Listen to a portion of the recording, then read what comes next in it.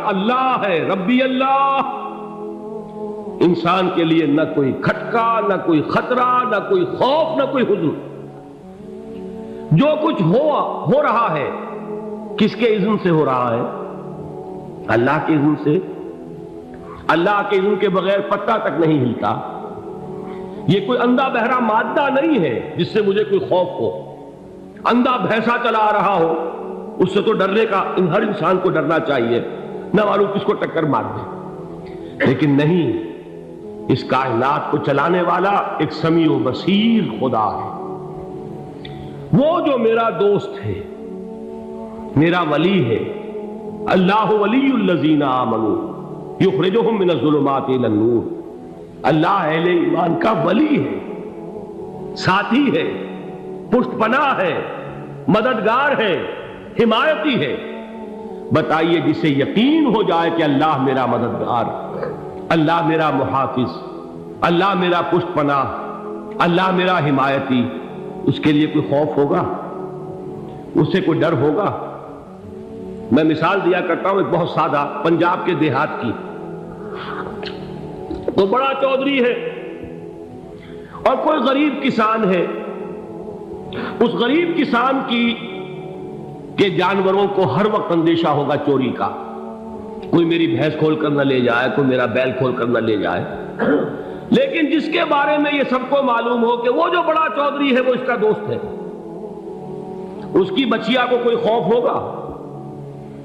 اس کی بھینس پر کوئی ہاتھ ڈالے گا؟ اسے کوئی اندیشہ ہوگا؟ نہیں۔ کیوں؟ کہ وہ بڑا چودھری، بڑا اس کا یہاں کا سردار، جاگیردار، سب کو معلوم ہے وہ میرا دوست ہے، کوئی میرے خلاف اقدام نہیں کر سکتا۔ اس دنیا میں یہ چھوٹی سی بات اگر آپ کے دلی اطمینان اور سکون کا باعث بن سکتی ہے تو ذرا تصور کیجئے۔ میں لفظ تصور استعمال کروں گا صرف اس لیے کہ اس کا ہم جس کو کہتے ہیں ادراک اور شعور کر نہیں سکتے، اگر کے ساتھ کر سکتے۔ اگر یقین ہو کہ اللہ میرا مددگار اور یقین ہو کہ اللہ ہر آن میرے ساتھ ہے، پھر کوئی خوف؟ کس کا خوف؟ کوئی شے اللہ سے بالا تر ہے؟ کوئی قوت اس سے زیادہ طاقتور ہے؟ کوئی اس کے ارادے کو بدلنے والا ہے؟ کوئی اس کی مشیت کے آڑے آنے والا ہے؟ یہی بات ہے جو حضور نے فرمائی۔ یہ ایمان کا حاصل ہے لب لباب، کہ دیکھو اچھی طرح اس بات کو ذہن نشین کر لو، اگر تمام انسان مل کر تمہیں کوئی نقصان پہنچانا چاہے نہیں پہنچا سکتے، مگر جو کچھ اللہ نے لکھ دیا ہو، اور تمام انسان مل کر تمہیں کوئی نفع پہنچانا چاہے نہیں پہنچا سکتے، مگر وہ شے جو اللہ نے طے کر دی۔ آپ پھر میں کہوں گا ذرا طاری کیجئے، اسے فرض کیجئے، اسے سوچئے۔ اگر اس حدیث پر ہمارا دل ٹھکا ہوا ہو تو کسی سے ڈر ہوگا؟ یہ مجھے نقصان نہ پہنچا دے، یہ میری رپورٹ خراب نہ کر دے، یہ میری انکریمنٹ نہ رکوا دے، یہ میرا یہ نہ بگاڑ دے، یہ میرے یہ نقصان نہ پہنچا دے۔ اس کا ڈر، اس کا ڈر، اس کا خوف، اس کی خوشامد، اس کے لیے جا کر طرح طرح سے اپنی عزت نفس کو ذلیل کروانا اس کے سامنے، یہ سب کچھ کیوں کرتا ہے انسان؟ جب سمجھتا ہے کہ اس کے ہاتھ میں میرا کوئی نفع ہے، اس کے ہاتھ میں میرے لیے کوئی ضرر ہے، یہ مجھے کوئی غضب پہنچا سکتا ہے، یہ مجھے کوئی نقصان پہنچا سکتا ہے، یہ میرا کوئی کام بنا سکتا ہے، یہ میری کوئی ضرورت پوری کر سکتا ہے، اسی کا نام شرک ہے۔ جہاں آپ نے یہ سمجھا کہ غیر اللہ کے اندر کوئی طاقت موجود ہے، وہی شرک ہے۔ بتوں سے تجھ کو امید ہے، خدا سے نومیدی، مجھے بتا تو صحیح اور کافری کیا ہے؟ شرک تو یہ ہے۔ جس پر بھی تمہیں یہ خیال ہے، کلمہ ہے یہ کلمہ سوم، لا حول ولا قوت الا باللہ، ذرا اس پر دل کو کبھی اگر آپ تصور کریں، پھر فرض کریں، دل ٹھک جائے اس پر، کوئی طاقت نہیں۔ یہی بات تھی جو شیخ عبد القادر جیلانی رحمۃ اللہ علیہ نے اپنی وصیت میں اپنے بچے سے کہی۔ 11ویں دینے والے ہیں، لیکن حضرت شیخ عبد القادر جیلانی کی وصیت اور تعلیمات کو کتنے لوگ ہیں تم جانتے ہو؟ یہ جن مقامات تک پہنچے ہیں وہ کس چیز کی بدولت پہنچے؟ انہوں نے جو پیغام دیا وہ کیا تھا؟ اے میرے بچے، جس طریقے سے قرآن مجید میں حضرت لقمان کی نصیحتیں جو ہے نقل کر دی گئی ہیں، میں یہ عرض کروں گا بالفرض اگر قرآن حضرت عبد القادر جیلانی کے بعد نازل ہوا ہوتا تو شیخ عبد القادر کی یہ نصیحتیں بھی قرآن میں درج ہوتی. اتنی اونچی نصیحتیں ہیں. اے میرے بچے، اس حقیقت کو ذہن نشین کر لے، لا فاعل فی الحقیقت ولا مؤثر الا اللہ. اس کائنات میں نہ کوئی فاعل حقیقی ہے نہ مؤثر حقیقی ہے سوائے اللہ. کسی شے میں کوئی تاثیر نہیں اگر اللہ نہ چاہے. آگ جلا نہیں سکتی اگر اللہ نہ چاہے. پانی ڈبو نہیں سکتا اگر اللہ نہ چاہے. زہر ہلاک نہیں کر سکتا اگر اللہ نہ چاہے. کوئی چیز فائدہ نہیں پہنچا سکتی اگر اللہ نہ چاہے. تو در در پہ کیوں سر جھکاتے ہو؟ در در پر کیوں جبیں سائی کرتے ہو؟ سب کے سامنے کیوں ہاتھ پھیلاتے ہو؟ ایک اللہ سے مانگو، ایک اللہ کے سامنے زمین پر اپنی جبین رکھو.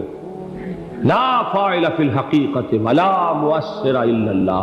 نظر آتا ہے ہمیں کہ پانی پیاس بجھا دیتا ہے.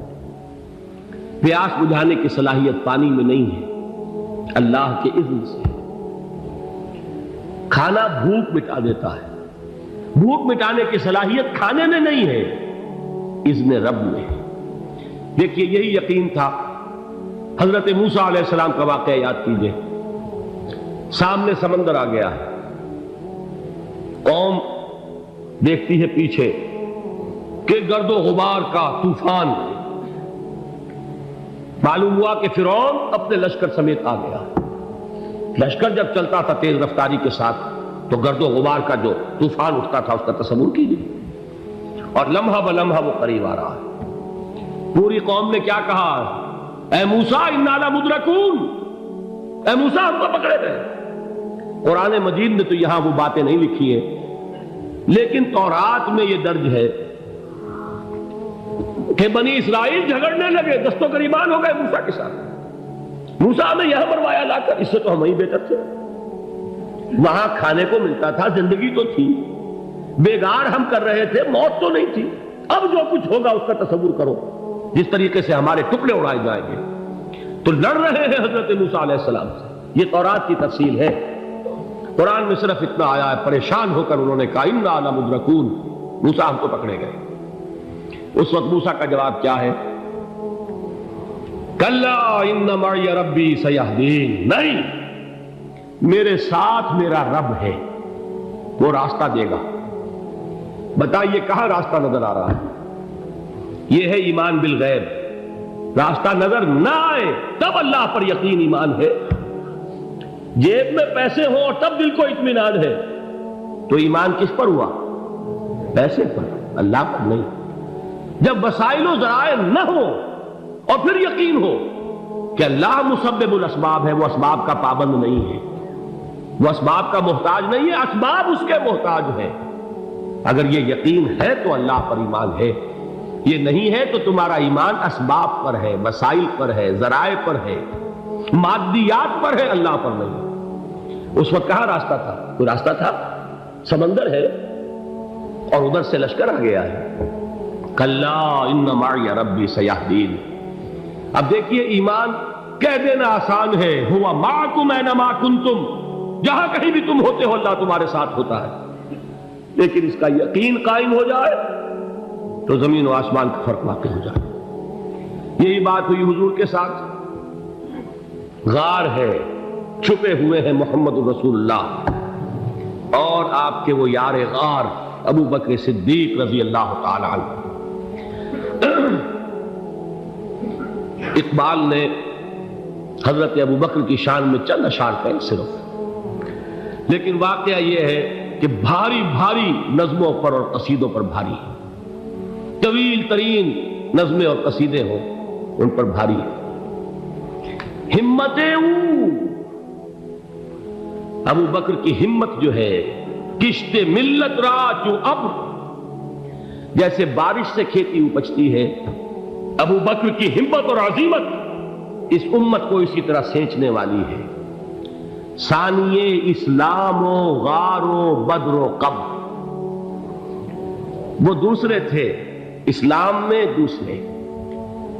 پہلے کون تھے؟ انا اول المومنین، حضور فرماتے ہیں سب سے پہلا ایمان لانے والا میں. دوسرے ابو بکر. ویسے ہمارے ہاں یہ چلتا ہے اختلاف، حضرت علی پہلے ہیں کہ حضرت ابو بکر پہلے ہیں، لیکن اس میں بڑی خوبصورت تطبیق قائم کی ہے علماء نے، اور بہت صحیح ہے. 4 کے بارے میں فیصلہ ہی مت کرو کہ کون پہلے. ان کی ایک عجیب تقسیم کر دی ہے. آزاد مردوں میں، بالغ مردوں میں سب سے پہلے ابو بکر، بچوں میں سب سے پہلے علی، خواتین میں سب سے پہلے خدیجہ، اور غلاموں میں سب سے پہلے زید بن حارثہ. بڑی پیاری تقسیم ہے، یہ چاروں ہی پہلے ہیں، ہر ایک کے لیے اولیت ہے. اور واقعہ یہ ہے کہ اگر زمانی اعتبار سے تعین ہوگا تو پہلے خدیجۃ الکبریٰ آئیں گی رضی اللہ تعالی عنہ. کسی اور سے بات کرنے کی نوبت بعد میں آ سکتی ہے، پہلے تو اہلیہ محترمہ سے بات ہوئی. آتے ہی پہلی وحی ہوئی ہے، ابھی تبلیغ کا حکم نہیں تھا. کس کو بتایا واقعہ؟ ابھی اپنی نبوت کی تبلیغ کا تو حکم ہی نہیں آیا. واقعہ کس کا ہے؟ وہ خدیجہ کا ہے. جب کہا ہے کہ خشیت علی نفسی، مجھے اپنی جان کا اندیشہ ہے، تو کیا جواب دیا خدیجہ نے رضی اللہ تعالی عنہا؟ وہ صدیقۃ الکبریٰ ہے. صدیقات جو ہے خواتین، ان میں چوٹی پر خدیجۃ الکبریٰ ہے رضی اللہ تعالی عنہا. اور صدیق جو مرد ہیں ان میں صدیق اکبر ہے ابو بکر صدیق رضی اللہ تعالی عنہ. لیکن صدیقات میں چوٹی پر جب حضور نے فرمایا خشیت علی نفسی، کیا فرمایا، کیا عرض کیا، کیسے تسلی دی؟ نہیں نہیں، اللہ آپ کو ضائع نہیں کرے گا. آپ غریبوں کے ہمدرد ہیں، آپ مساکین کے تکالیف رفع کرنے والے ہیں، آپ بیواؤں کی سرپرستی کرتے ہیں، آپ مسافروں کی خدمت کرتے ہیں. اللہ آپ کو ضائع نہیں کرے گا، یہ یقین ہے اس خاتون کے اندر. خیر وہ ایک علیحدہ بات ہو جائے گی. میرے دل پر حضرت خدیجہ رضی اللہ تعالیٰ عنہ کی شخصیت کا بڑا گہرا نقش ہے، جو وہ کوئی اور ہی وقت اور موقع ہوا تو بیان ہوگا. بہرحال اقبال نے ایک مصرے میں جو 4 اولیتیں جمع کر دی ہیں، ہمت او کشت امت را چو ابر، ثانی اسلام و غار و بدر و قبر. اسلام میں حضور کے بعد پہلے کون؟ ابو بکر. غار میں حضور کے ساتھ کون؟ ابو بکر. بدر کی رات اللہ کا رسول سر بسجود، وہ جھاڑ، وہ گھاس پھوس کی جو جھوپڑی بنائی گئی تھی، اور وہاں تلوار ننگی لے کر پہرا دینے والا کون؟ ابو بکر. اور اس حجرہ عائشہ میں محمد کے بعد سب سے پہلے دفن ہونے والا کون؟ ابو بکر رضی اللہ تعالی عنہ صلی اللہ علیہ وسلم. وہ جو معاملہ میں سنا رہا تھا غار ثور کا، حضرت ابو بکر بھی حضور کے خیال سے لرز گئے ہیں. آپ کو یاد ہوگا کہ جا کر پہلے تمام جتنے سوراخ تھے انہیں بند کیا ہے. ایک سوراخ رہ گیا تھا جس کو بند کرنے کے لیے کوئی کپڑا نہیں تھا، وہاں اپنی ایڑی رکھی ہے. تب کہا ہے حضور سے تشریف لائیے، اور اپنے زانو پر حضور کو لٹایا ہے، اور وہاں کسی موذی جانور نے کاٹا ہے. حضور کی آنکھ لگ گئی تھی. اس وقت اس بل کے اندر جو بھی بچھو ہے، کیا ہے واللہ عالم، اس نے کاٹا ہے. اس کی تکلیف کی وجہ سے ابو بکر کی آنکھوں سے آنسو ٹپک گئے. حضور کے چہرے مبارک پر پڑے ہیں تو حضور جاگے ہیں، معاملہ کیا ہے؟ ایڑی نہیں ہٹائی وہاں سے، مبادا وہ جانور وہاں سے نکل کر محمد الرسول اللہ کو کوئی گزن پہنچا دے. ابو بکر کی ایڑی ہے، جس طرح چاہے کھا لے، ختم کر دے، جان نکل جائے تب کوئی آنچ آئے، محمد پر تو آئے، لیکن جیتے جی نہیں. وہ ہے ابو بکر. حضور کے خیال سے اس وقت حضور نے پھر اپنا لعاب دہن لگایا ہے، اور اس سے پھر آپ کی تکلیف ختم ہوئی. جیسے خیبر میں حضرت علی کی آنکھ دکھ رہی تھی، اس کو جو شفا حاصل ہوئی ہے وہ بھی حضور کے لعاب دہن سے ہوئی. تو بہرحال اس وقت انہوں نے کہا ہے کہ اے نبی یا رسول اللہ، اگر اس وقت ان میں سے کسی نے غیر ارادی طور پر بھی اپنے قدموں کی طرف جھانک لیا تو پکڑے جائے. کیا جواب تھا اللہ کے رسول کا؟ لا تحزن ان اللہ معنا. اللہ ہمارے ساتھ ہے، کیوں گھبراتے ہو ابو بکر؟ یہ ہے ایمان باللہ.